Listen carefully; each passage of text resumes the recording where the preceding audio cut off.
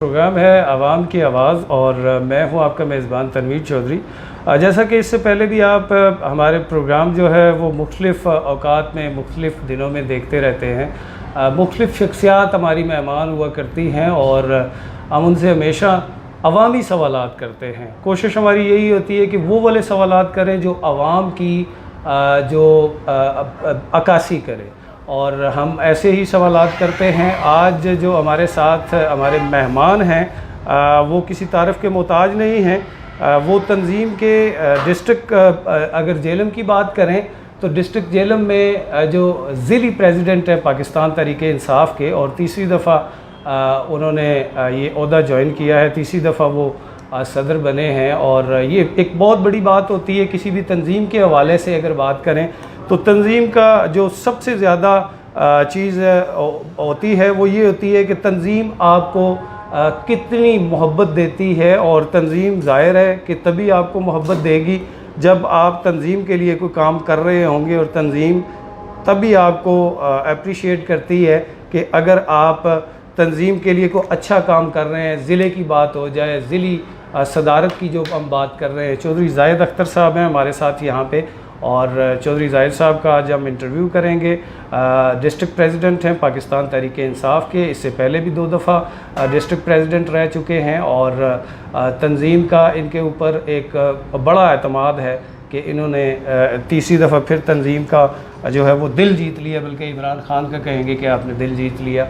Core committee की तरफ से ये नोटिफिकेशन जारी होता है। चौधरी साहब कैसे हैं? अल्हम्दुलिल्लाह जी। सर ये बताइएगा कि तीसरी दफ़ा आपने तंजीम के आप सदर बने हैं, और फर्स्ट जब बने तो एक बहुत बड़ी बात थी, एक अननोन डिस्ट्रिक्ट की बात करें तो आप पूरे ज़िले में बड़े मशहूर हैं और मुल्क में भी आपको जाना जाता है। एक बड़े बिजनेसमैन हैं, बिज़नेस टाइकून के तौर पे आपको जाना जाता है। तहरीक-ए-इंसाफ़ से पहले आपकी किसी जमात के साथ एफिलिएशन थी? बिस्मिल्लाहिर्रहमानिर्रहीम। सबसे पहले तो चौधरी साहब आपका बहुत बहुत शुक्रिया कि आपने मुझे अवाम के सामने जवाबदेह बनाया, और उनके एक सवालों की मैं बड़ी कठिन सी लिस्ट देख रहा हूँ आपके सामने पड़ी हुई, वो आप सामने लेके आए। अल्हम्दुलिल्लाह आपने तारीफ़ जो है ना वो बहुत ज़्यादा जो है वो ओवर एंड अबव कर दी। डिस्ट्रिक्ट में मैं डिस्ट्रिक्ट प्रेसिडेंट बनने से पहले आज़ाद इलेक्शन लड़ चुका था 2013 का। सही। और एक इलेक्शन लड़ना, और उसमें मैंने अल्हम्दुलिल्लाह पहले आज़ाद इलेक्शन में 13,000 वोट जो है वो लिए थे। अल्हम्दुलिल्लाह। आपने एमपीए का कंडक्ट किया जी था? मैंने एमपीए का इलेक्शन 2013 में जो है वहाँ पे कंडक्ट किया था। मैं उसमें तकरीबन 13,000 वोट लेने में कामयाब हुआ था। इस वजह से मेरी जेलम में सारे लोग जानते तो थे, जब आप इलेक्शन लड़ें तो आपकी एक पहचान तो बनती है। सही। 2014 में धरने के दौरान मैंने पाकिस्तान तहरीक-ए-इंसाफ़ ज्वाइन की, और 2014 के बाद 2016 तक मैं एज आ वर्कर, एज आ कारकुन काम करता रहा। उसके बाद 2016 में पार्टी ने मुझ पे एतमाद का इज़हार किया और मुझे being a president district Jhelum appoint किया, और मैं 2016 से 2018 तक जो है वो जो टर्न्योर है उसमें मैं प्रेसिडेंट रहा। एक दफ़ा हमारी तंजीमें सारी तहलील हुई, और दोबारा मुझे प्रेसिडेंट डिस्ट्रिक्ट 2018 में मुंतखब किया गया। फिर उसके बाद इलेक्शंस आ गए। इलेक्शंस के बाद हमारी तंजीम कोई मौजूद नहीं थी डिस्ट्रिक्ट में, और अल्हम्दुलिल्लाह ये मेरा बड़ी खुशनसीबी है, और पार्टी का मुझ पे एतमाद का इजहार है कि लगातार तीसरी दफ़ा दोबारा मुझे अपॉइंट किया गया। अभी 2020 में रिसेंटली अभी तकरीबन 2 हफ्ते हुए हैं मुझे अपॉइंट हुए हुए, और अल्हम्दुलिल्लाह अल्लाह पाक का बड़ा करम है। जहाँ तक आपने बिज़नेस का कहा, तो एक छोटा सा बिज़नेसमैन हूँ मैं, रोज़ी रोटी कमाने की कोशिश करता हूँ। सब ये बताइएगा कि तहरीक-ए-इंसाफ़ ज्वाइन करने के पीछे क्या वजह थी? सबसे पहले तो मैं बताऊंगा कि मैं सियासत में क्यों आया। सही।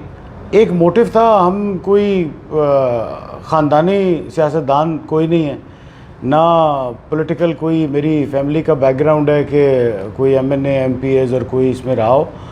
हम सारे, मैं बेसिकली इंग्लैंड से पढ़ा हूँ और पाकिस्तान में भी मैं इस्लामाबाद से पढ़ा हूँ। मैं देखता, एक एक्सपोजर था, एक दोस्त, हम आपस में बैठते थे, बहुत सारी बातें करते थे। हर वक्त को हम ये अच्छा कर लें, ये बुरा हो रहा है, ये मुल्क के लिए हमें करना चाहिए, इस चीज़ पे बड़ा जो है ना वो काम किरदार अदा करें। हम ड्राइंग रूम में बैठ के बातें किया करते थे सारे। तो मतलब आप जो इससे पहली सियासत थी, तहरीक इंसाफ की बात नहीं कर रहा, तहरीक इंसाफ से पहले जो चंद जमातें क़याम पाकिस्तान से लेके अब तक चली आ रही हैं, आप उस सियासत से बेसिकली तंग थे? मैं बेसिकली जो हमारे माशरे में जिस तरह सियासत को पोर्ट्रे किया जा रहा है, सही, हम उससे तंग थे। हम बेसिकली सियासत का मतलब ही हमने चेंज कर दिया था। सही, सियासत का मतलब तो खिदमत है, सियासत तो एक इबादत है। आप अगर लोगों की खिदमत करेंगे तो इनडायरेक्टली की जाए तो डेफिनेटली इबादत है। तो हम तो सियासत को मुनाफकत और चोरी के लिए इस्तेमाल कर रहे हैं। यहाँ पे तो इसका लोग मैंने ही चेंज कर दिया गया था। तो ये सारी चीज़ें देखने के बाद आपने एक जमात को परखा, देखा, उसकी पॉलिसीज़ को देखा, देन? बिल्कुल जी, मैं आज़ाद इलेक्शन का 2013 में लड़ा और एक मोटिव लेके लड़ा कि लोगों को ये आगाही देनी है कि आप लोगों ने बाहर निकलना है। अगर अच्छे लोग सामने नहीं आएंगे तो हम ऑटोमेटिकली ये जगह बुरे लोगों के लिए छोड़ रहे हैं। बिल्कुल ठीक। तो वो इलेक्शन में पहली दफ़ा थी, मैंने तकरीबन 40 दिन के अंदर अंदर जो कैंपेन थी सिर्फ वो की। इलेक्शन से पहले हम सब दोस्तों ने, भाइयों ने बैठ के, गांव ने पूरे ने, मेरे इलाके ने बैठ के ये फ़ैसला किया कि ज़रूर हमें इलेक्शन में जाना चाहिए और रिप्रेजेंटेशन देनी चाहिए अपने इलाके की। तो अल्हम्दुलिल्लाह हम उसमें गए, अपने भाइयों, दोस्तों, अपने इलाके, अपने ख़ानदान की जो है वो बैकअप से वो आज़ाद इलेक्शन में 13,000 वोट लिए पहली दफ़ा सामने आके। फिर 2014 में जब इमरान खान साहब का ये धरना हुआ, उन्होंने एक आवाज़ बुलंद की उस वक़्त के रजीम के ख़िलाफ़, तो मैं समझता हूँ कि बहुत बड़ा कदम था। सही, इतनी पावरफुल गवर्नमेंट के सामने खड़े होना और इतना बड़ा धरना और इतने दिन तक वहाँ पे मौजूद रहना।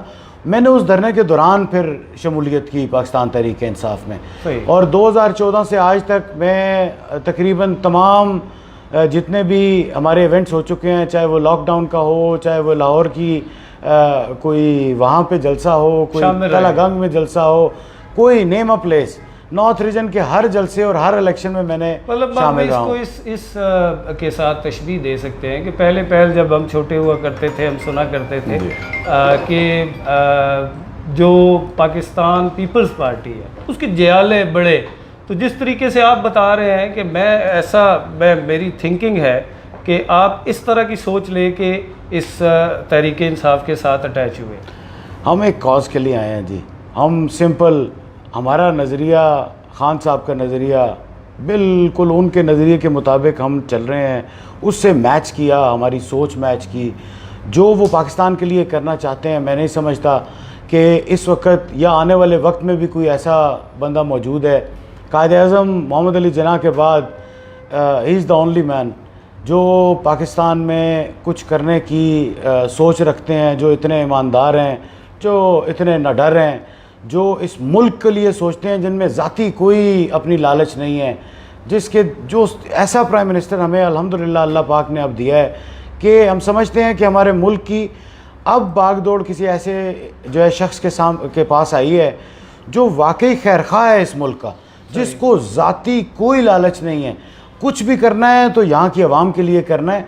सिर्फ अब आवाम ने सोचना है कि हमने इस प्राइम मिनिस्टर का साथ कैसे देना है इनको मजबूत करने के लिए। वो तो 22 साल से इस तगदो में, और आवाम ने बेपनाह साथ दिया उनका। आज जिस जगह पर प्राइम मिनिस्टर इमरान खान साहब मौजूद हैं, वो इस आवाम की मेहनत का, इन कारकुनों की साथ चलने का, खून पसीने का, क्योंकि हमने जानों की कुर्बानियाँ दी, हमने सोबतें बर्दाश्त की, इन्हीं कारकुनों ने जेलें बर्दाश्त की। हमारे बेशुमार भाई जो इस सारे दौड़ में शहीद हो गए, मैं समझता हूँ कि बहुत बड़ी कुर्बानी है इस कॉज़ को हासिल करने के लिए। और खान साहब इंशाल्लाह सब जानते हैं, ये सब चीज़ें उनकी नज़र से होकर गुजरी हैं, क्योंकि एक एक स्टेप उनके सामने रहा है, एक एक चीज़ से वो वाकिफ़ रहे हैं। और इसीलिए वो इतने डिटरमेंट हैं, वो इतने अपने आप को पावरफुल समझते हैं कि वो इंशाल्लाह आने वाले वक्त में आपको अभी भी वो 100% अपना दिन रात मेहनत कर रहे हैं। और आने वाले 3 साल जो हमारे पास मौजूद हैं, मैं समझता हूँ कि हम डबल जो है वो अपनी स्ट्रेंथ करके, जो ही हमारी तंजीम मुकम्मल हो जाएगी, हमारे पास डबल स्ट्रेंथ आ जाएगी और हम इंशाल्लाह डिलीवरेंस मज़ीद करेंगे। तो सब इसमें कोई शक नहीं है कि अगर हम पाकिस्तान की बात करें तो मैं वेरी ऑनेस्टली ये बात करना चाहूँगा कि पाकिस्तान में या बैरून ममालिक में जो हमारे पाकिस्तानी मुकीम हैं, अगर उनकी बात करें तो जहाँ पे इमरान ख़ान का तकाबली जायज़ा लिया जाता है बाकी जितनी भी पार्टियाँ पाकिस्तान में रूलिंग रही हैं, तो एक मतलब बड़ी अच्छी फ़ील आती है कि यार शायद यही बंदा है जो डिलीवर करेगा। और जिस सोच के तहत आप इक़्तिदार में आए और जिस सोच के तहत आपने ये सारी अपनी कैंपेन चलाई, आप नहीं समझते कि उस तरीके से डिलीवर नहीं किया गया या कुछ रुकावटें थी? मैं आपको इस चीज़, बड़ा अच्छा आपने सवाल किया चौधरी साहब। बेसिकली अभी हमें हुए कितने साल हैं? मेरा ख्याल है 2 साल से तो बढ़ गए हैं। 2 साल हो गए। हाँ जी। आप इस सब प्रॉब्लम्स को, आप ये सिर्फ एक सोच लें कि एक जगह पे गंद पिछले 70 साल का इकट्ठा किया हो, सही, तो क्या उसको 70 दिन में क्लियर किया जा सकता है? क्या उसको 2 सालों में? ये मेरा एक, this is one of the points. हम बिल्कुल इस चीज़ का सहारा नहीं लेंगे कि वो गंद बहुत ज़्यादा था और अब हम उसको जो है ना करेंगे। हमने इंशाल्लाह इस चीज़ के ऊपर अमल दरामद शुरू हो गया है। आप चीज़ों को बेहतर होता देख रहे हैं। जिन चीज़ों का हम जिक्र पिछले 1.5 साल करते रहे हैं, उन चीज़ों में इम्प्रूवमेंट आना शुरू हुई है। आप देखते जा रहे हैं कि आपकी गवर्नेंस में बहुत सारी बेहतरियाँ आ रही हैं। आप देखते जा रहे हैं कि जो आपके पॉलिटिकल बेसिकली लोगों के साथ इंटरफेरेंस थी, जो आपकी एडमिनिस्ट्रेशन और पॉलिटिकल इंटरफेरेंस थी, वो ख़त्म हो गई है। डायरेक्ट लोग अब एडमिनिस्ट्रेशन से लिंक्ड हैं, अपने काम डायरेक्ट जाके कराते हैं। आपके बहुत ही अच्छे तरीके से पुलिस जो है वो आपकी काम कर रही है। आपकी बाकी इदारे, किसी का भी नाम ले लें, मैं किसी को, चाहे हेल्थ का इदारा है, चाहे एजुकेशन का इदारा है, इंडिपेंडेंटली काम कर रहे हैं without the influence of the political people. ये चीज़ें आहिस्ता आहिस्ता आहिस्ता बेहतर होंगी, स्लो एंड स्टडी। हम ये समझते हैं कि खान साहब आएँ और उनके पास एक जादू की छड़ी हो और वो इसको यूं घुमाएं और पाकिस्तान ठीक हो जाए, दिस इज़ इम्पॉसिबल। तो सो हमें, you have to be realistic. आपको थोड़ी सी रियलिस्टिक अप्रोच रखनी है और टाइम के साथ इंशाल्लाह, मैं वही कह रहा हूँ कि 2 साल में जो हमने किया वो एक आगाज़ है। अभी आने वाले 3 साल में आप देखेंगे कि इंशाल्लाह आपको इस पाकिस्तान के अंदर बहुत सारे सेक्टर्स में, स्पेशली जो हमारा हाउसिंग का सेक्टर है, जो हमारा कंस्ट्रक्शन बिल्डिंग का सेक्टर है, इसमें आपको बहुत बेहतरी नज़र आएगी। बहुत बड़ी इन्वेस्टमेंट पाकिस्तान में आएगी। सर, नो डाउट कि अगर हम बिल्डिंग कंस्ट्रक्शन की बात करें तो उसमें आपकी हुकूमत ने बड़े फ़ायद, बड़ी चीज़ें जो है वो एक आम आदमी के लिए रखी हैं। इवन अगर वो लकड़ आ रहा है, अगर वो जो मटेरियल सप्लायर है, बिल्डिंग कॉन्ट्रैक्टर्स हैं, जितने भी हैं, उनके लिए बहुत सारी चीज़ें आपने की हैं। रिबेट भी उनको दे रहे हैं। ये तारीख़ में पहली दफ़ा हुआ है। लेकिन सर, एक सती बात करें तो सती बिल्कुल बेहतरी की तरफ हम ज़रूर जा रहे हैं, लेकिन चूँकि एक आम आदमी की मैं बात करूँगा, एक मतवस्त तबके के आदमी की मैं बात करूँगा, उनका तल्लुक़ होता है महंगाई के साथ। देखें, अगर किसी ने मोटर बाइक ख़रीदी हुई है तो उसका क्या तल्लुक़ है? उसका कंसर्न होता है कि पेट्रोल नीचे आया है या ऊपर बढ़ गया है। एक आम आदमी की बात करेंगे जो 15 से 20 हज़ार और 30 हज़ार के दरमियान अपनी उसकी अर्निंग होती है, या वो सरकारी मुलाजम है या सेमी गवर्नमेंट में है या प्राइवेट कहीं पे एम्प्लॉयमेंट है उसकी, तो उनको इन चीज़ों से इतनी गर्ज नहीं होती। क्योंकि लोकेलिटी की अगर हम बात करें तो आप मुझसे ज़्यादा जानते हैं इन चीज़ों को। एक आम आदमी का कंसर्न है कि चीनी महंगी हुई है, सस्ती हुई, आटा महंगा हुआ या सस्ता हुआ, जो ग्रोसर्स हैं, जो बाकी अशियाए सर्फ हैं रोज़मर्रा के हवाले से, उनके हवाले से अभी तक गवर्नमेंट जो है एक तो रिलीफ नहीं दे सकी। सेकंड, उसमें मैं उसकी ज़िमन में ये सवाल करूँगा कि आप देख रहे हैं, अगर फ़र्ज़ करें मैं चीनी की बात कर लेता हूँ, आपकी गवर्नमेंट ने एक एप्लीकेशन भी लॉन्च की। ये पाकिस्तान में पहली दफ़ा ये चीज़ें आई हैं और खुश आइंदा बात है। मैं इसको आपकी और आपकी जो गवर्नमेंट है उसकी तारीफ़ करूँगा। उस पर आपने बाउंड किया हुआ है एक आम दुकानदार को कि आपने 70 या 80 बेचनी है आपने। सर हम जब मंडियों में जा रहे हैं जहाँ से वो ख़रीद के तो आगे परचून करते हैं, होल सेलर्स कहते हैं 92.50 पैसा में हमें ये कॉस्ट कर रही है। सर वो कैसे बेचेंगे इतनी सस्ती? फिर आपकी जमात पहली दफ़ा हुआ है कि जो इंतज़ामी अमूर के अहदेदार हैं वो अलर्ट हुए हैं, ये एक खुशाइन बात है।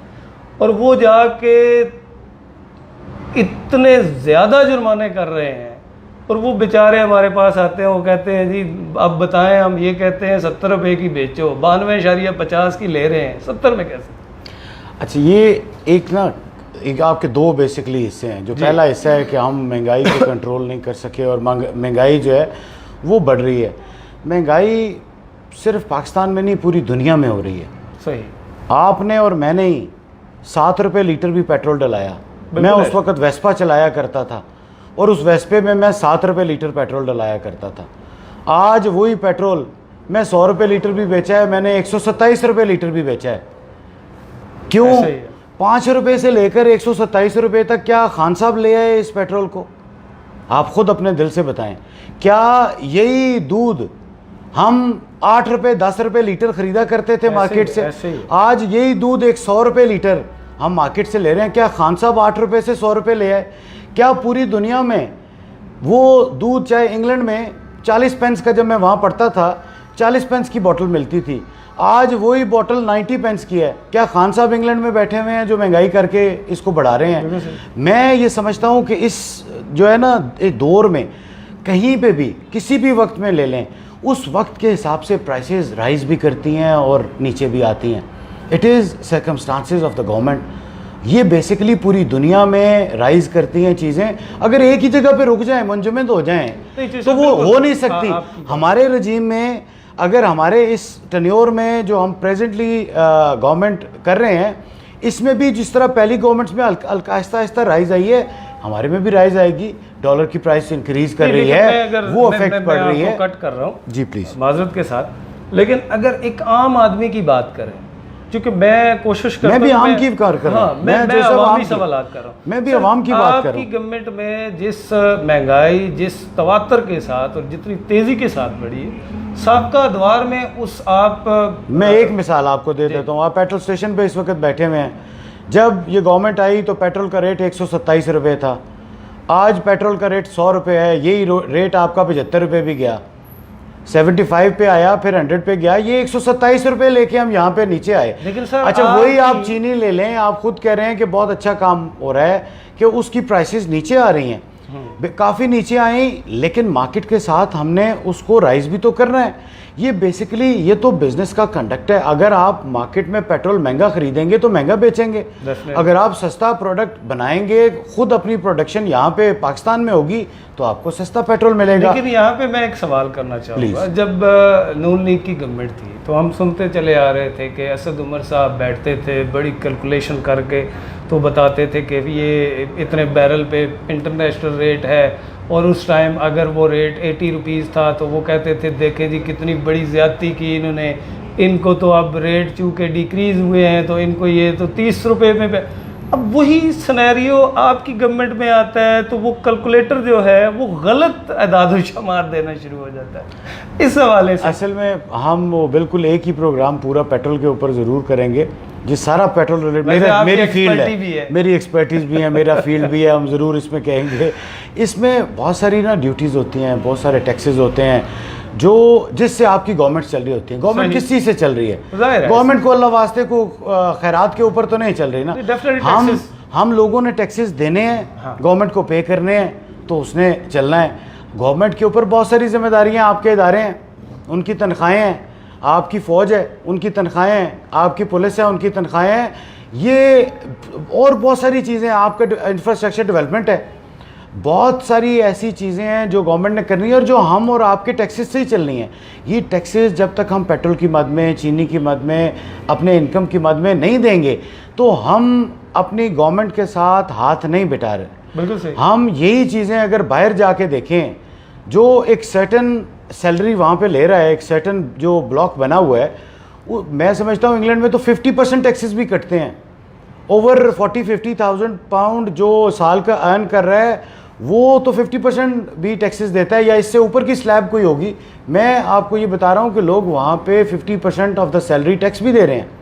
हम लोग तो यहाँ पे बड़े ही मुनासिब किस्म का टैक्स दे रहे हैं, और दे भी थोड़े ही, ये को मेरा ख्याल है कुछ 6-7% या 10% ना होने के बराबर दे रहे हैं। आप कह सकते हैं बेशतर नहीं देते। बेशतर ये अनफॉर्चुनेट चीज़ है, हमें प्लीज इस चीज़ को प्लीज बस ज़िली तंजीम की तरफ जाते हैं। आप डिस्ट्रिक्ट प्रेसिडेंट बने हैं 3rd टाइम, ज़रूर। अब मुझे ये बताइएगा कि इस तंजीम का क्या किरदार क्या है ज़िले के हवाले से। आपने बहुत अब सही रेलेवेंट सवाल किया मुझसे। बेसिकली चौधरी साहब, कोई भी तंजीम पार्टी की बैकबोन होती है। बिल्कुल सही। आपके पास अपने नुमाइंदगान चुन के आप असम्बलियों में भेज देते हैं, दो डाउट। आपने MNA नेशनल असम्बली में भेज दिया, आपने MPA प्रोविंशियल असम्बली में भेज दिया। अब वो जो सारे लोग इनको वोट दिया है जिन्होंने इनके हलकों में, वो कॉरस्पॉन्ड करना चाहते हैं, वो कनेक्टिंग पॉइंट चाहते हैं, वो इन लोगों तक अपने मसाइल बताना चाहते हैं, वो पार्टी को मसाइल बताना चाहते हैं। उनके पास कोई इंफ्रास्ट्रक्चर नहीं होता, कोई ऑर्गेनाइजेशन नहीं होती, कोई उनके पास चीज़ें, ऐसा कनेक्टिंग पॉइंट नहीं होता उनके यूनियन काउंसिल वार्ड लेवल के ऊपर। इस जगह पे तंजीम आती है। सही। तंजीम बेसिकली मुनज़्ज़म करती है उन सब लोगों को। ये एक बेसिकली गवर्निंग बॉडी का स्ट्रक्चर है जो डिस्ट्रिक्ट से स्टार्ट होता है, फिर तहसील में जाता है, तहसील के बाद यूनियन काउंसिल में जाता है, यूनियन काउंसिल के बाद आप उसको वार्ड्स में ले जाते हैं। मैं पुरानी तरतीब आपको बता रहा हूँ, जो नया अभी आपका स्ट्रक्चर आ रहा है, मैं उसके बाद जब उसके ऊपर आएंगे तो मैं आपको वो भी बताऊँगा कि नया स्ट्रक्चर अभी तक आया नहीं है, इम्प्लीमेंट नहीं हुआ, तो मैं उसका जिक्र क्यों करूं। सो ये हमारा एक प्रॉपर ऑर्गेनाइजेशनल सेटअप है, जिसको हम जब बना लेते हैं, ऑर्गेनाइज कर लेते हैं, तो हमारी रसाई ग्रास रूट लेवल के वर्कर तक होती है, उस आम आदमी तक होती है जिसके मसाइल सुनने के लिए गाँव में पाकिस्तान तहरीक इंसाफ का नुमाइंदा बैठा होता है। अगर उससे मामला हल ना हो तो उनका यूनियन काउंसिल में नुमाइंदा बैठा होता है। यूनियन काउंसिल का भी मामला यूनियन काउंसिल के बंदे से हल ना हो तो तहसील में नुमाइंदा बैठा होता है। तहसील के बाद उनके पास डिस्ट्रिक्ट है, डिस्ट्रिक्ट के बाद उनके पास रीजन्स हैं, रीजन के बाद उनके पास सेंट्रल की क़यादत है। ये बेसिकली बाजू हैं आपके MNAs और MPs की तंजीमें। ये उनको ईज़ करने के लिए हमेशा पार्टीज़ की बैकबोन का किरदार अदा करती हैं तंजीम।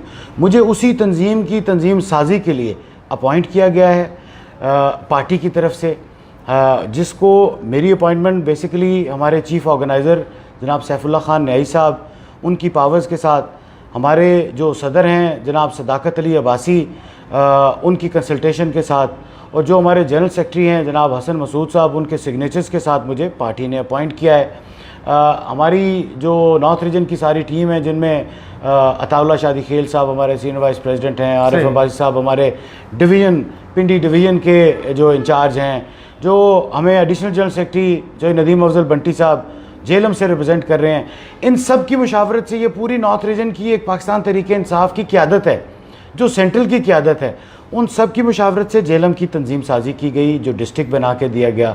अब डिस्ट्रिक्ट के हवाले उन्होंने तहसील और म्यूनसिपल कमेटीज़ की हैं, क्योंकि डिस्ट्रिक्ट और म्यूनसिपल कॉरपोरेशन ये आपका नॉर्थ रीजन जो है वो अपॉइंट करता है। फिर उसके बाद आपकी जो म्यूनसिपल कॉरपोरेशन की वार्ड्स हैं और जो डिस्ट्रिक्ट की तहसीलें और म्यूनसिपल कमेटीज़ हैं वो डिस्ट्रिक्ट अनाउंस करता है। तो ये बेसिकली हमारा स्ट्रक्चर है पार्टी का, और इसी के ऊपर ही हम इंशाल्लाह काम कर रहे हैं, और बहुत जल्द अज जल्द आपको ये स्ट्रक्चर ग्रास रूट लेवल तक, ये वार्ड लेवल तक इंशाल्लाह नज़र आएगा।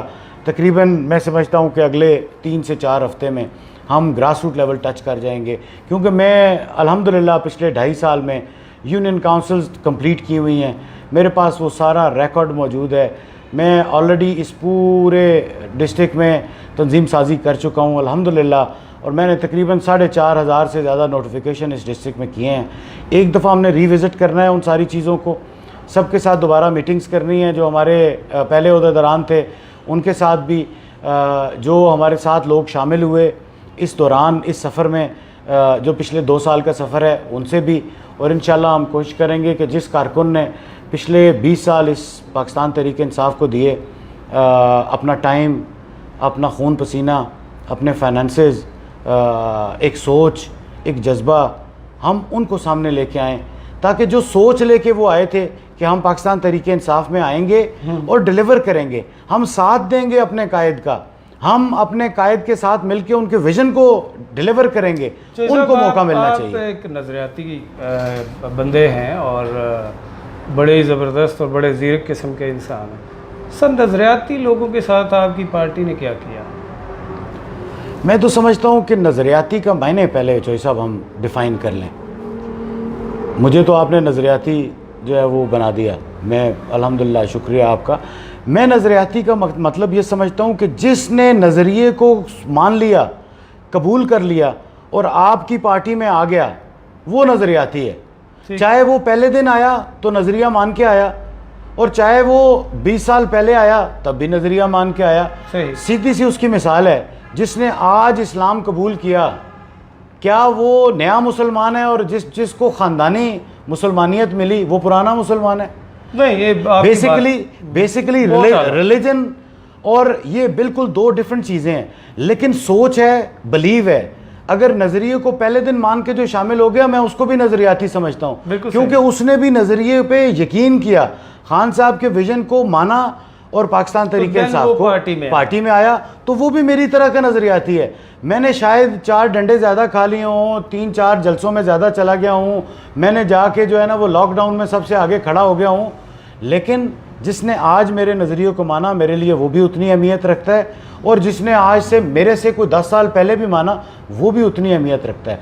लेकिन वो लोग सबको इकट्ठा करना, उनको असल उस नज़रिए की रूह के मुताबिक काम करवाना, ये ज़रूरी है।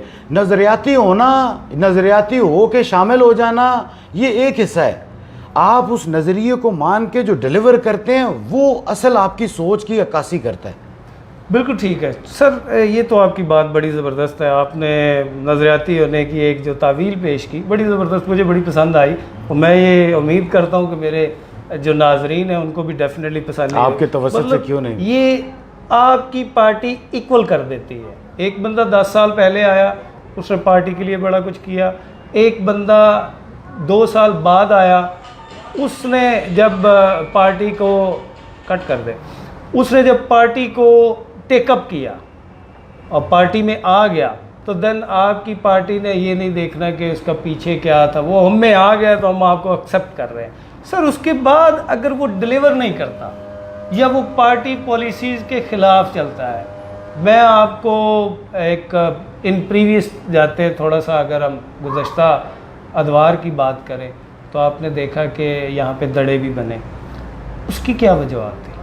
पार्टी की दड़ों की बात कर रहे हैं या वैसे उसके सिलसिले में? जी, उस हवाले से। बेसिकली हम हैं पॉलिटिकल पार्टी। पॉलिटिकल पार्टी में ये खूबसूरती होती है, सोच का जो है ना वो आपस में इख्तलाफ होना, पार्टी के अंदर बैठ के उनके हल तलाश करना।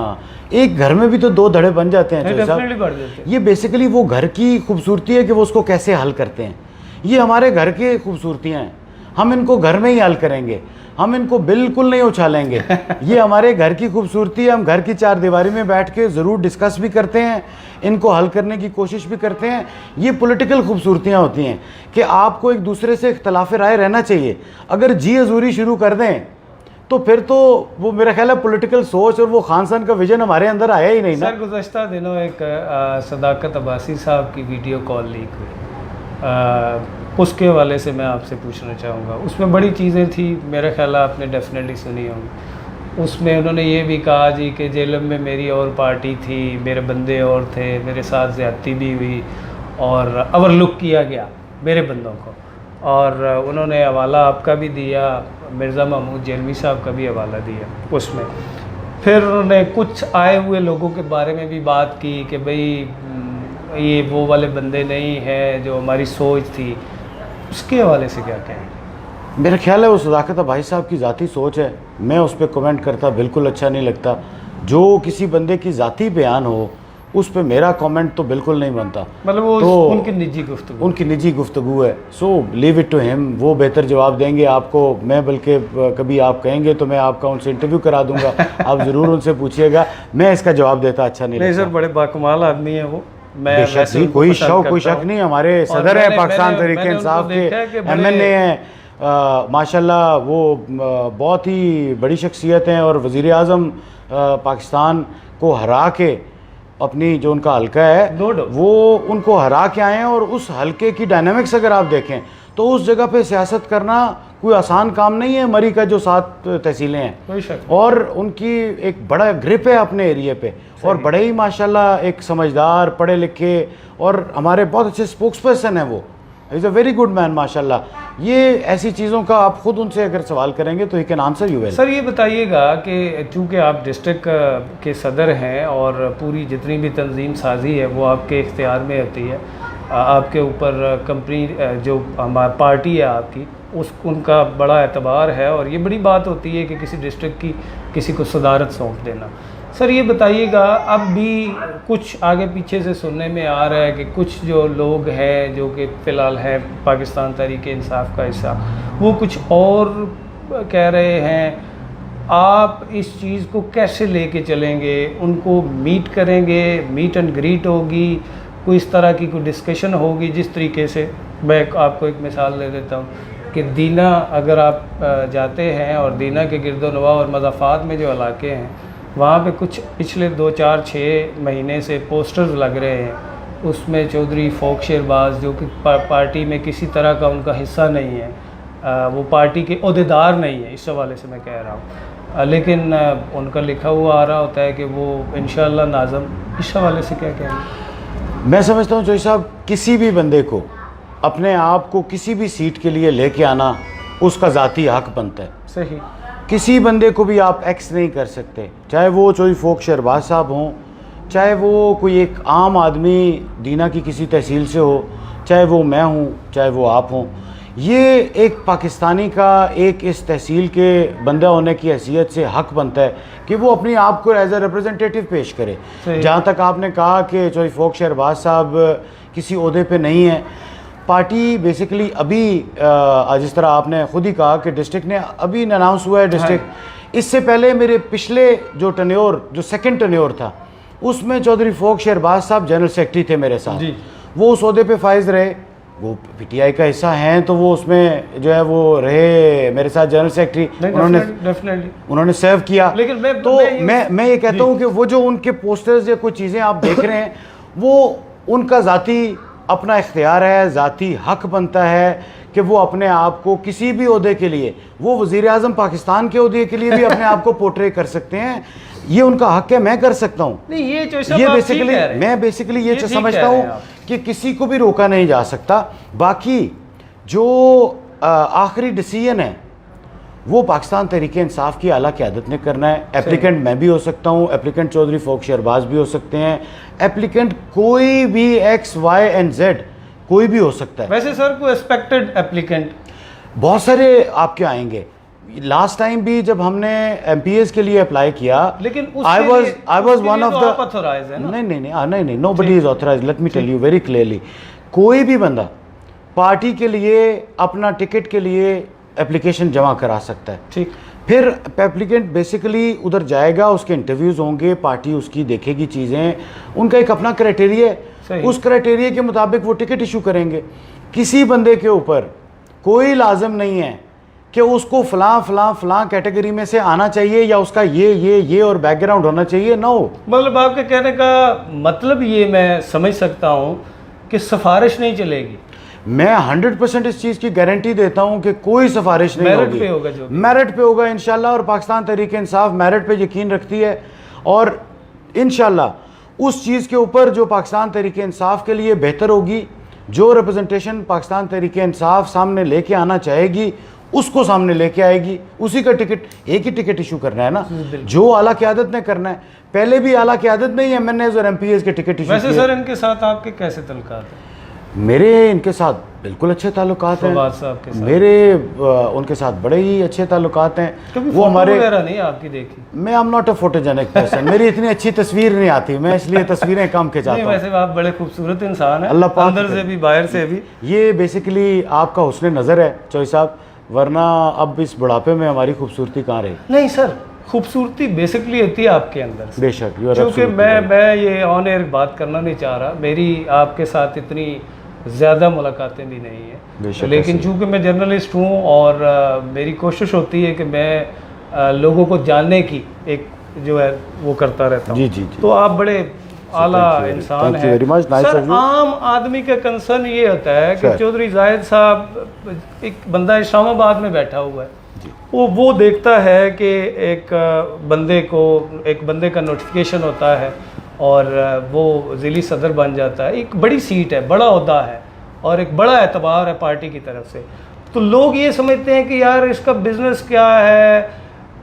कई तरीके इंसाफ में ऐसा तो नहीं है कि जो बंदे सरमायादार हैं, जो जिनके पास पैसे ज़्यादा हैं, चूँकि आप एक बिज़नेस टाइकून भी हैं, आपका बिज़नेस भी बड़ा कमाल का है और बड़े अरसे से, फिर आपने यूरोप में भी अपनी ज़िंदगी गुजारी, पढ़ाई भी वहाँ पे की, एक अच्छी और पॉजिटिव सोच लेके आए हैं। और मैं ये समझता हूँ ये हमारे ज़िले के लिए आप जैसा बंदा जो है वो बड़ा परफेक्ट है। लेकिन एक आम आदमी का कंसर्न ये है कि यार तहरीक इंसाफ जो है वो बड़े बंदे को ही क्यों देती है इस तरह की सदारत या इस तरह के ओहदे, और एक आम आदमी शायद वहाँ पे पहुँच नहीं सकता। इसका जवाब मैं आपको सिर्फ यही दे सकता हूँ कि मेरा तो तीसरी दफ़ा अपॉइंटमेंट है जी। मैं एज अ वर्कर इस पार्टी में आया था।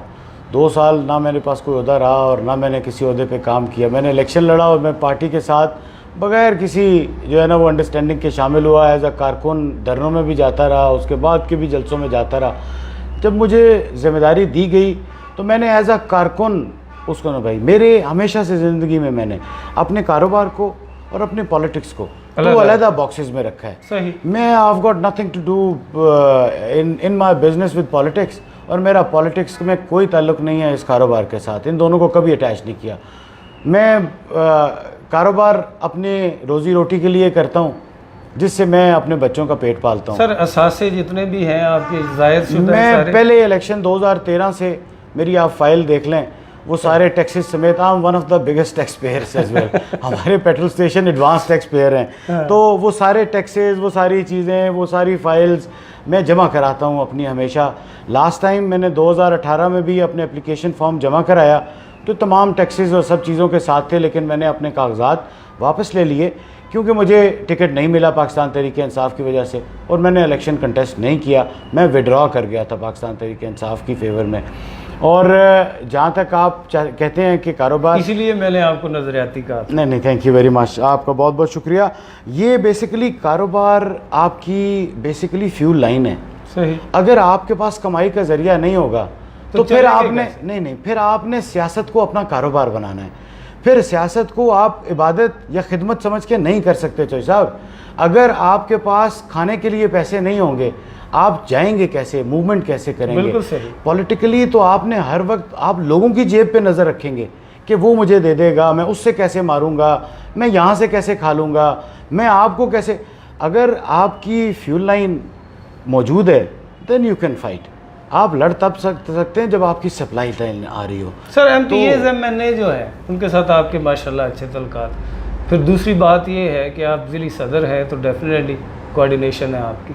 दीना के सर बड़े माड़े हालात हैं, बड़े अजीब व गरीब किस्म के हालात हैं। अगर मंगला रोड की सिर्फ बात कर ली जाए, तकरीबन तहरीक इंसाफ को मेरा ख्याल है 26-27 महीने हो गए, 2 साल से ऊपर हो गए जी। बिल्कुल ठीक है। दीना की हालत ज़रा भी नहीं बदली। आप कभी दीना, चूँकि आप दीना से, आपका तहसील दीना से तल्लक है, तो आपने डेफिनेटली ट्रैवल किया होगा मंगला रोड। 20 दफ़ा जी। 20 वजन अगर लस्सी लेके जाए तो वो दही बन जाएगा, या इस तरह की, या दही लेके जाए लस्सी बन जाएगी। बिल्कुल अदर वे राउंड है। बल्कि मैं समझता हूँ कि बंदे के पेट में दर्द पड़ जाता है इतने जाम पे। एक तो सर उस रोड के ऊपर ज़रा बराबर ध्यान नहीं है। दूसरा सर आपने देखा होगा म्यूनसिपल कमेटी ज़रा बराबर काम नहीं कर रही। आप सीवरेज लाइन्स देख लें, जब भी छोटी सी बारिश होती है तो यकीन करें कि 4-4, 5-5 फुट वहाँ पे पानी खड़ा हो जाता है। राइट सर सेकंड, पानी की जो लाइनें हैं, जो ड्रिंकिंग वाटर है, वो बोसीदा हो चुकी हैं, पिछले 60 साल से पड़ी हुई हैं। अच्छा। मैं आपको कितनी जगह पे विज़िट करवा सकता हूँ जहाँ पे नालों से वो लाइनें गुजर रही हैं और नालियों से गुजर रही हैं, पानी मिक्सअप होता है। ये कितनी बड़ी ज़्यादती है आवाम के साथ। इस तरफ आपकी कोई है नज़र? बिल्कुल जी, हम करेंगे। आज आपने मुझसे ये डिस्कस किया है, ये आप मेरे ऊपर एक एहसान करेंगे कि ये मुझे इन राइटिंग अपनी तरफ से एप्लीकेशन डेफिनेटली लिख के देंगे। हमारे चेयरमैन जो हैं वो चीफ मिनिस्टर शिकायत सेल के नाम पे, गुड गवर्नेंस के इंचार्ज के नाम पे, ये हमारे 2 इदारे बने हैं। जहाँ पे आप कोई प्रॉब्लम देखें, मैं आपकी तवज्जुह से सब बहनों और भाइयों को कहता हूँ, कहीं पे भी कोई प्रॉब्लम देखें, कोई आपको तकलीफ़ हो, हमारे वज़ीर आला पंजाब कंप्लेंट सेल के इंचार्ज जेलम में मौजूद हैं जनाब शाहिद हुसैन खोखर साहब, और हमारे गुड गवर्नेंस के इंचार्ज आपके दीने से मलक जुल्फ़कार साहब मौजूद हैं। आप एप्लीकेशन लिखें इन राइटिंग, अपना नाम लिखें, आईडी कार्ड नंबर लिखें, अपना फ़ोन नंबर लिखें और उनको ये जाके एप्लीकेशन दें। अगर आप मुझे दें, मैं हाज़िर हूँ। आप मेरे इन स्टेशंस पे किसी जगह पर हमारा ऑफिस है, Insaf house, GT road, opposite Shahjahan Chandwari, वहाँ पे जाके दें और हम इनको आपके तवज्जुह से, ये आपको इसका सवाब जारिया भी मिलेगा। हम इंशाल्लाह इसको हल करने के लिए आए हैं। हम इंशाल्लाह अवाम की प्रॉब्लम्स को सॉल्व करने के लिए आए हैं। ये जो प्रॉब्लम्स हायर लेवल के ऊपर मौजूद हैं या ग्रास रूट लेवल के ऊपर मौजूद हैं, ये तंजीमें इसीलिए बन रही हैं। तंजीम का पहला अमल बनना है, दूसरा अमल उससे काम लेना है। सही। जब तंजीम बन जाएगी तो उसके बाद हम उससे अकॉर्डिंगली काम लेंगे। जिस तरह की आप प्रॉब्लम्स कह रहे हैं, यही आइडेंटिफाई होंगी, हमारे डिस्ट्रिक्ट लेवल तक ऊपर आएंगी। अगर हमसे हल ना हो सकी तो ये हमारे रीजन पे जाएंगी, हमारे चीफ मिनिस्टर शिकायत सेल में जाएंगी, हमारे गुड गवर्नेंस के इंचार्ज तक जाएंगी। हम खाली हाथ नहीं बैठे हुए। बिल्कुल सही। अल्हम्दुलिल्लाह हमें पार्टी ने, हम इस वक्त गवर्नमेंट की पार्टी हैं, गवर्नमेंट ने हमें 2 पैरेलल ऐसी विंग्स दिए हैं, 2 ऐसे हमारे लिए सेटअप बनाए हैं जो इसी तंजीम को सपोर्ट करेंगे इन्हीं कामों के लिए जो अवाम के मसाइल हैं। हम आज तक अवाम के मसाइल की तरफ जा ही नहीं सके सर, हम उनका हल नहीं तलाश कर सके। तो ये मेरा ख्याल है जनाब सैफुल्लाह खान नियाज़ी साहब की बहुत अच्छा विजन है, बहुत बड़ी सोच है। ये उनकी सोच का नतीजा है कि उन्होंने ये 2 यस इट विल बी, हमारे जो है ना, ये एक बहुत बड़ी सोच की चीज़ है कि जिस तरह मैं चाहे नदीम अफजल बंटी साहब ये पक्की बात करते हैं कि जिस तरह 1122 एक बहुत बड़ा काम हुआ था, आज भी हम याद करते हैं ना, इसी तरह सैफुल्लाह खान न्याई साहब का ये गुड गवर्नेंस और चीफ मिनिस्टर शिकायत सेल जो है, ये दोनों इसी तरह के इदारे होंगे जो आने वाले वक्त में एक आम आदमी की मजबूरी, उसकी मुश्किलात, उसकी चीज़ों को हल करेंगे। और गुड गवर्नेंस के हमारे हर तहसील में नुमाइंदे मौजूद हैं, हमारे डिस्ट्रिक्ट में नुमाइंदे ज़रूर मौजूद हैं, लेकिन हर तहसील में भी उनके रिप्रेजेंटेटिव मौजूद हैं जो कि जनाब नुसरत उल्ला बुखारी साहब सुहावा को रिप्रेजेंट कर रहे हैं। जो सुहावा के दोस्त हैं वो उनसे रब्ता कर सकते हैं। दीना में राजा इरफान साहब हैं, वो रिप्रेजेंट कर रहे हैं यहाँ की गुड गवर्नेंस को। हमारे शेख अजीम साहब हैं जो जेलम तहसील को रिप्रेजेंट कर रहे हैं, और हमारे नुमान एडवोकेट साहब हैं जो पिंड दादन खान को रिप्रेजेंट कर रहे हैं। आप किसी भी जगह पे कोई प्रॉब्लम देखें, एक एप्लीकेशन लिखें, उसके नीचे अपना फ़ोन नंबर लिखें ताकि हम आपसे कांटेक्ट कर सकें, अपनी प्रॉब्लम उसमें प्रॉपर्ली बयान करें और हमें दें। इंशाल्लाह उसका हल निकलेगा, आपको उसका जवाब मिलेगा। आपको उसको बस कोशिश ये करें कि वो प्रॉब्लम्स एड्रेस करें जो वाकई ही एक कलेक्टिव प्रॉब्लम है, इंडिविजुअल की प्रॉब्लम ना लेके। ज़रूर अगर इंडिविजुअल की कोई प्रॉब्लम है वो भी ज़रूर बताएं, लेकिन जो उस इलाके के मसाइल हैं उस इलाके के मसाइल को सामने उजागर करें। सर, इंक्रोचमेंट की बात करते हैं, नाजायज़ तजावज़ात की बात करते हैं। आपकी जब गवर्नमेंट आई तो बड़ा एक पूरे मुल्क के हवाले से अगर बात करें तो पूरे मुल्क में नाजायज़ तजावज़ात के हवाले से बड़ा काम हुआ। दीना में भी काम शुरू किया गया, हुआ नहीं, कुछ शेड या कुछ मैं कहता हूँ 1% काम हुआ, उसके बाद काम रुक गया। सियासी इन्फ्लुएंस था या क्या वजह थी? मैं choice of very truly speaking, मुझे अभी तक इसमें मैंने नहीं देखा कि ये क्या था, क्योंकि ये गवर्नमेंट का एडमिनिस्ट्रेशनल मामलात हैं। एडमिनिस्ट्रेशनल मामलात मेरे पास है नहीं है। मैं एडमिनिस्ट्रेशन के साथ अभी लिंकअप होना शुरू हुआ हूँ। मेरा पहला मकसद, पहला काम, जो मुझे पहली ड्यूटी दी गई है वो तंजीम साजी है। तो मैं ज़रूर इस मामले को भी देखूंगा, अपने एमपीए साहब को भी बल्कि कहूँगा, ये तो उनके मामलात में आता है। एक और सर बड़ा इशू बना हुआ है दीना में, आपने देखा होगा कि आज से तकरीबन चंद माह पीछे जाएं तो जो हमारी मेन दीना में जीटी चौक के अंदर जो बड़ी मस्जिद है, वहाँ पे आपने देखा होगा कि छोटे छोटे खोखे लगे हुए थे, तकरीबन 20-30 के दर इतने थे। फिर आपकी जब गवर्नमेंट आई तो वो खोखे वहाँ से उखाड़ दिए गए और बाकायदा तौर पे ये हमें भी ब्रीफिंग दी गई, मीडिया को भी, कि ये खोखे इसलिए उतारे हैं यहाँ से क्योंकि बड़ी मस्जिद है और गैर कानूनी खोखे लगे हुए थे। उनमें से मैं इसकी ज़िमनात में नहीं जाना चाह रहा कि कौन पैसे ले रहा था, लेकिन मैं आपको इतना बता दूं कि उन खोखों के भी कोई पैसे ले रहा था, किसी से 5,000, किसी से 10,000 महीने के। फिर कहा गया कि यहाँ पे हम बनाएंगे मस्जिद के लिए। वो खोखे वहाँ से रिमूव करवाने की वजह ये थी कि मस्जिद की पार्किंग हो। और डेफिनेटली सर, एक GT रोड पे मस्जिद है और जामिया मस्जिद है, बड़ी मस्जिद है, उसकी पार्किंग होनी चाहिए। आपकी गवर्नमेंट के होते हुए वहाँ पे खोखे एक दफ़ा फिर लग चुके हैं, वो पैसे फिर दे रहे हैं किसी को। नहीं, इस हवाले से थोड़ा वो लीज हुए हैं। नहीं, लीज कुछ नहीं हुए सर। नहीं, या तो वो कानूनी, वो तो कानूनी तौर पे देखें कोई भी जगह पे नहीं, कानूनी तौर पे बल्दिया से अगर इजाज़त लेके बल्दिया पैसे जो लिए जाते हैं, वो मुझे ये नहीं पता कि आप ऑफ द रिकॉर्ड है। अच्छा, ऑफ द इलीगल पैसों की बात कर रहे हैं, क्योंकि चीज़ें गवर्नमेंट लीज करती है, उसकी ऑक्शन करती है, इन ठियों की भी ऑक्शन करती है, दुकानों की भी ऑक्शन करती है, बड़े बड़ी लैंड्स की भी ऑक्शन करती है। ये गवर्नमेंट का इसी तरह ही पैसे रेवेन्यू जनरेट करती है अपने इदारों को चलाने के लिए। तो I will look into it, मैं ज़रूर देखूंगा। मुझे नहीं पता कि इसमें क्या है। आदमी का मसला ये है कि अगर आप दीना में देखें तो आपने देखा होगा कि NHA ने पिछले गुज़श्ता 2-3 हफ्तों में 2-3 जो यू टर्न थे वो दीना के बंद कर दिए। खुशाइन बात है, मैं ये समझता हूँ कि वो मौजूद बनते थे एक्सीडेंट्स का जी, और 73 से हुआ करते थे। कोई ओवर ब्रिज नहीं है, कोई अंडर ब्रिज नहीं है, बड़े मसाइल हैं। अच्छा, एक तो ये है कि कैसे क्रॉस करें सर बंदे, इस तरफ के जो बंदे हैं, इस तरफ अगर उन्होंने आना है तो वो कहाँ से आए? कम अज़ कम आप GT रोड के ऑनवर्ड चले जाएं, छोटे से छोटे शहर में भी सुहावा और दीना को छोड़ के, जेलम को छोड़ के बने हुए हैं, बेशुमार बने हुए हैं। ये पिछली 2 अदवार में भी कुछ नहीं हो सका। मैं उम्मीद करता हूँ आपकी हुकूमत में डेफिनेटली होगा। एक सर ये मसला बना हुआ है, यहाँ पे आपने देखा होगा दफाई लिहाज से भी ये रोड जो है बाईपास है, ये आपकी गवर्नमेंट में ये इनिशिएटिव लिया और ये डबल रोड बनी, ये ड्यूल कैरेज माशाल्लाह जी। लेकिन सर यहाँ पे आके कोई प्लान है, कोई यहाँ से अंडरपास जाएगा रेलवे लाइन का, या यहाँ पे वहीं उसी पुरानी तर्ज पे जो मरीज़ हैं बिलकते होंगे एम्बुलेंसेस में और उनको 10-10 मिनट यहाँ पे उनकी जानें भी जा सकती हैं? ये हमारा अनफॉर्चुनेट चॉइस साहब, रेलवे का बहुत पुराना निज़ाम है और जो वो पटरियाँ बिछ गई हैं, अब उन पटरियों के साथ ही हमने गुजारा कर रहे हैं फ़िलहाल।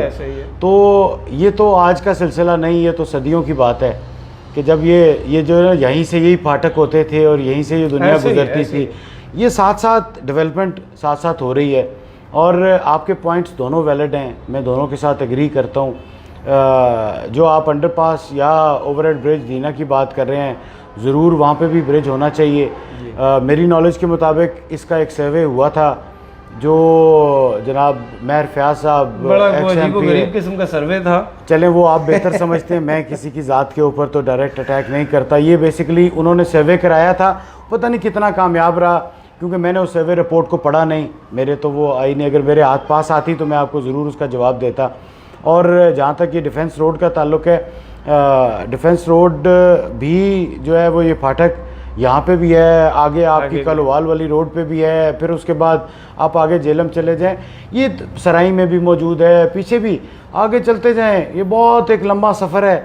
अगर इस सफ़र को लाहौर तक लेके जाएं तो आपको कम से कम 50 से 60 जो है वो फाटक बंद करने पड़ेंगे या अंडरपासेस बनाने पड़ेंगे। इसकी ये लॉन्ग टर्म ज़रूर, ये वो मामलात हैं जिनको हायर लेवल के ऊपर जो हमने असेंबली में अपने नुमाइंदगान भेजे हुए हैं, जो हमारी सारी आबादी के प्रॉब्लम्स को वहाँ पे एड्रेस कर रहे हैं, ये उनको नेशनल असेंबली में, अपने प्रोविंशियल असेंबली में जाके बताने चाहिए। इनके ऊपर फंड्स लेने चाहिए। फंड्स अभी उन्हीं के थ्रू आ रहे हैं। जितने बड़े डेवलपमेंट के काम हैं वो माशाल्लाह बहुत अच्छे एहसन तरीके से करा रहे हैं, आगे भी करा रहे हैं और आने वाले वक्त में भी कराएंगे।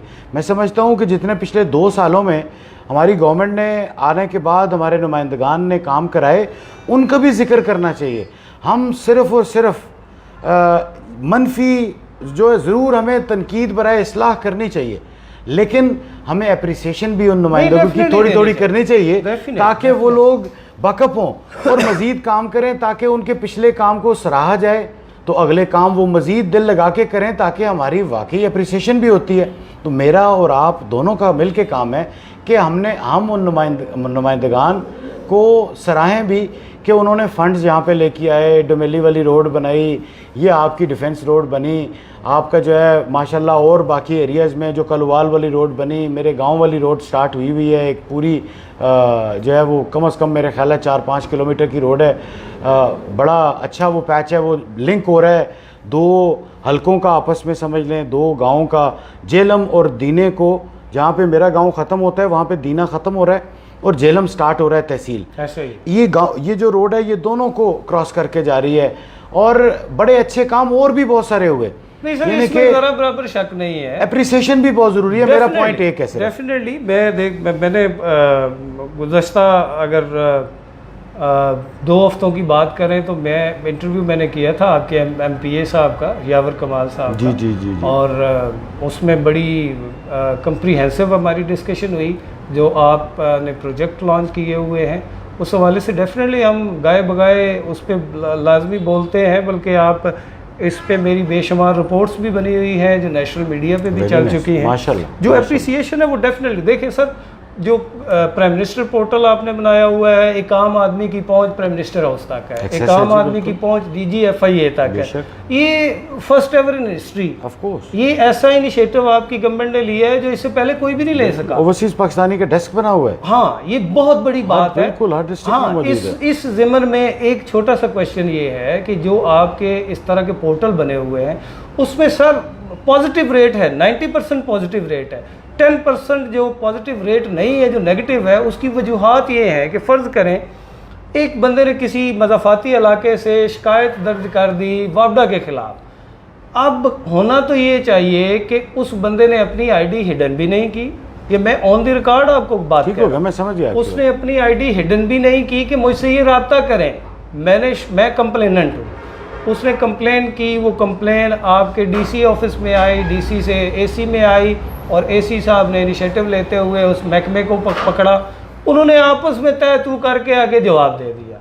सर बंदे को बीच में लाजमी होना चाहिए, ये मेरी तरफ से एक तजवीज़ है, ये डेफिनेटली आप हायर अथॉरिटी को पहुंचाइएगा कि जो बंदा कंप्लेनेंट है और अपने आप को हाइड नहीं कर रहा, उसको कम अज़ कम उस कंप्लेंट की रिजॉल्व होती है या उसका कोई भी जवाब दिया जाता है मुतलका महकमे की तरफ से, तो उस बंदे का होना ज़रा मुनासिब हो जाएगा, वो बंदा भी मुतमिन होगा। मैं आपके इसीलिए आपके तवसत से ऑलरेडी कह चुका हूँ कि आप जो एप्लीकेशन लिखें उसमें अपना नंबर दें ताकि हम आपके साथ राब्ते में आएँ। जब हम आपके साथ राब्ते में आएंगे, जो एप्लीकेशन के अंदर कोई लकूने, कोई चीज़, कोई नहीं हमें समझ आ रही, या आप हमें उसको बता सकेंगे ताकि हमें जो भी हम उसके ऊपर कॉरेस्पॉन्ड करें आपको उस चीज़ का पता हो और हम आपके साथ इन लिंक्ड हों। सर सियासत की अगर बात करते हैं तो ये एक बड़ी लॉन्ग टाइम ड्यूटी है। आपको रात को 3 बजे भी फ़ोन आते होंगे, ये बताइएगा अज़दवाजी ज़िंदगी आपकी मुतासर नहीं होती इन चीज़ों से? अल्हम्दुलिल्लाह जी, ये बेसिकली अंडरस्टैंडिंग है। सही, अगर आप एक एम लेके निकले हैं तो आपके पार्टनर ने आपका साथ देना है तो आपने आगे चलना है। तो मैं समझता हूँ कि अगर आप दोनों एक दूसरे को समझ के चलेंगे तो बड़ी आसानी से चलेंगे। मैं हमेशा कहता हूँ कि दोनों तरीके से ज़िंदगी गुजर जाती है, रो के भी और हंस के भी, क्यों ना हंस के गुजारी जाए। बहुत ज़बरदस्त आपका जवाब है और मेरा ख्याल है मेरे जो सामीन हैं वो बड़े महजूज हुए होंगे। सर बहुत शुक्रिया, बड़ा कंप्रीहेंसिव डिस्कशन रही। टाइम टू टाइम आपसे ज़रूर मुलाकात रहेगी, इंटरव्यू भी करते रहेंगे। यूँ ही सिलसिला हमारा मज़ीद हम देखते हैं कि आपके प्रोजेक्ट बड़े आ रहे हैं। उम्मीद करते हैं कि जो जो बातें मैंने आपको नोट करवाई हैं, बल्दियाती इलेक्शन आ रहे हैं, आप उससे पहले जो है ना बड़ा डेफिनेटली हम डेफिनेटली हाजिर होंगे इंशाल्लाह। देखिए सामीन, आपने चोई साहब का इंटरव्यू सुना, बड़ा कंप्रीहेंसिव इंटरव्यू था, तमाम अवामी सवालात थे। मैंने जो क्वेश्चन लिखे हुए थे मैं आपको दिखा सकता हूँ कि मैंने एक भी नहीं पढ़ा। और चोई साहब के साथ जैसे जैसे बातें होती रही और उस ज़िमन में जितने भी क्वेश्चंस आते रहे हम करते रहे। Thank you very much Indeed. इंशाल्लाह नेक्स्ट किसी भी प्रोग्राम में आपके साथ दोबारा हाज़िर होंगे। टिल देन अपना बहुत सा ख्याल रखिएगा और मुझे अपनी दुआओं में याद रखिएगा।